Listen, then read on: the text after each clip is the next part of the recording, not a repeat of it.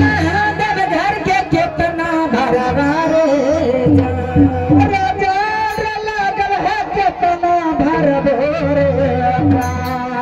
सुल्तानगंज के लागा हो देवघर के कितना भरवा रे लागल है कितना भरबो रे जान लेने चले हमरो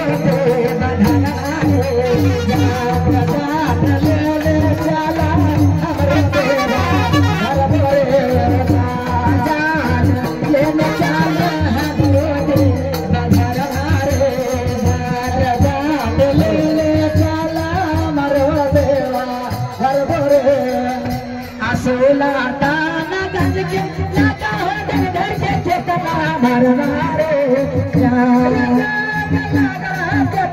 भरवा रे लागा हो कितना भरवा रे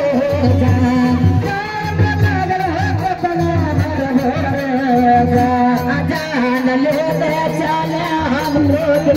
भरवा रे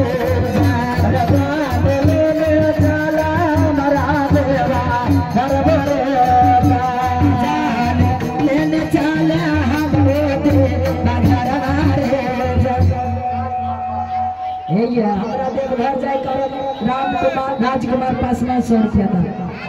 राजकुमार पासवान 100 रुपया के दान बहुत बहुत धन्यवाद। बाबा भोलेनाथ राजेश पासवान 200 रुपया के दान हमारा रानी बाबू के बाबा भोलेनाथ आनंद सिंह महादेव शेर में सदा दी हो बनिहार के बन में वृद्धि दी हो